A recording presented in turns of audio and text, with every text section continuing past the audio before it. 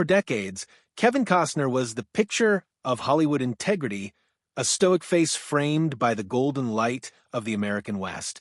The man who gave us Dances with Wolves, Field of Dreams, and The Bodyguard stood for old-school values in an industry built on illusion. He projected loyalty, honesty, and quiet strength. But behind the calm eyes and measured voice, Costner's career was marked by clashes with some of the biggest names in film, feuds that rarely made the tabloids but shaped the course of his legend. What follows isn't gossip. It's a journey through 5 of the most defining conflicts of Costner's life, 5 moments when loyalty, ego, and art collided. Together, they reveal why Kevin Costner is both admired and feared in Hollywood, and why at 70 he remains one of the last uncompromising cowboys in a town of quick deals and quicker betrayals.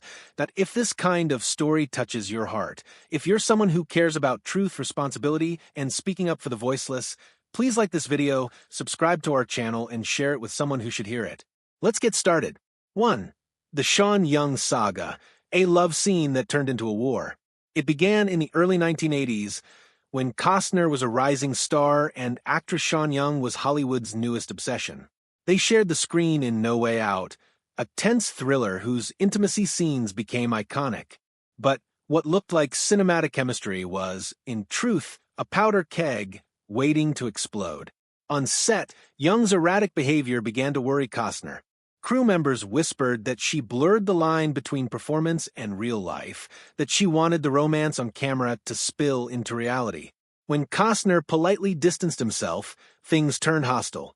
She mocked him in front of extras, demanded additional takes of a love scene, and even made unscripted gestures that threw him off balance.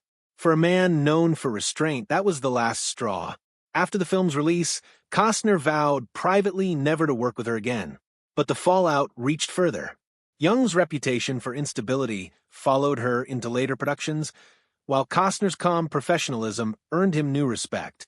Years later, he reportedly blocked her name when producers floated her for The Bodyguard. For him, it wasn't vengeance, it was principle. He believed a set should be sacred ground, not a battlefield. That code would guide him through every storm that followed. 2. Brad Pitt, the protege who became a rival.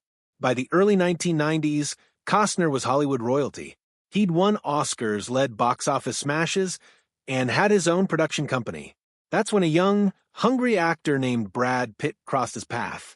Pitt idolized Costner, the looks, the presence, the confidence, and many in Hollywood noticed the resemblance.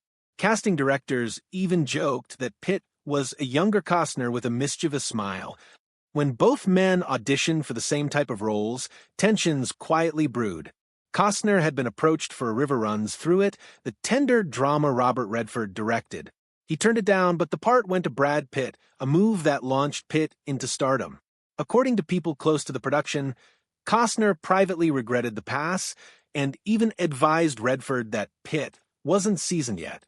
When the film became a critical darling, the balance shifted. Hollywood now had a new golden boy. Their relationship never turned openly hostile, but under the surface ran a quiet competition.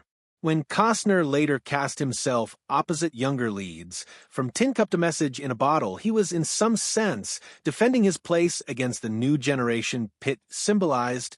They would cross paths again years later at award circuits, polite but distant, 2 men who saw their own reflection in each other, one rising, one enduring. In interviews, Costner never spoke ill of Pitt, but he once said, "I never compete with anyone except myself." To Hollywood insiders, that line carried a knowing edge. 3. Steven Spielberg, the silent clash over creative territory. Few people would imagine Steven Spielberg and Kevin Costner as adversaries.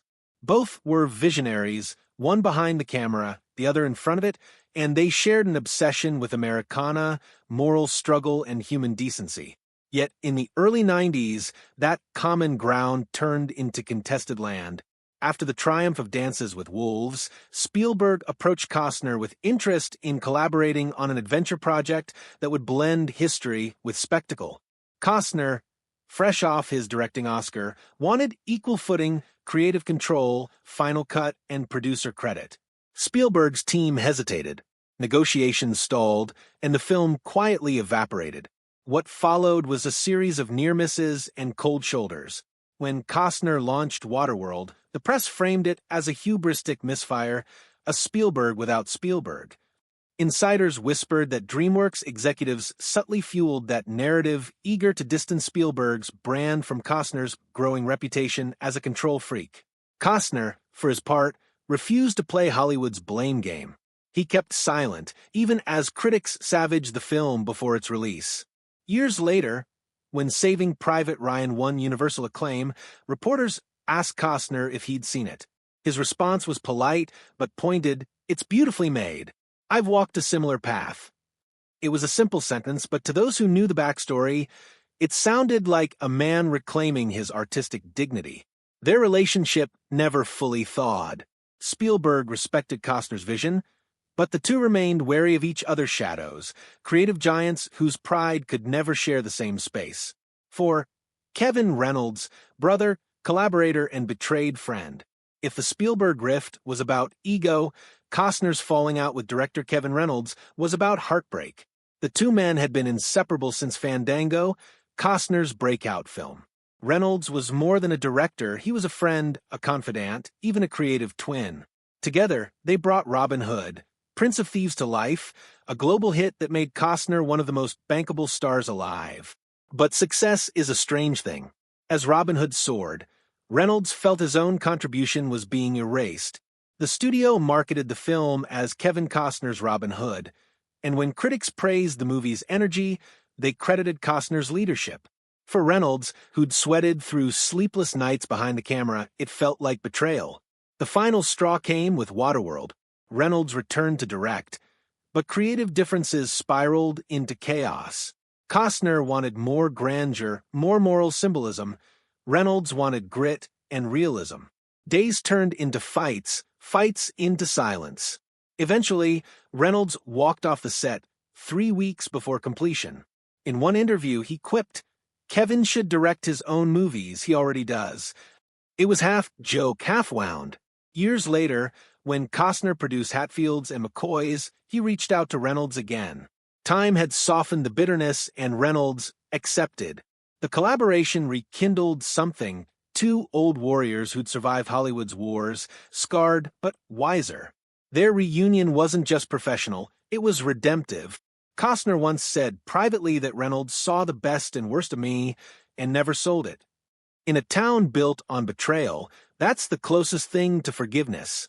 5. Madonna, the neat moment that went viral before the internet. The strangest and most public feud came not from a co-star or director, but from Madonna. In 1991, while filming The Bodyguard, Costner attended the premiere of Madonna's concert documentary Truth or Dare. When he visited her backstage to congratulate her, he said something innocuous. That was neat. To most people, harmless.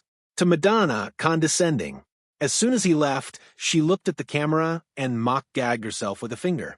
The moment made it into the final cut, preserved for millions to see.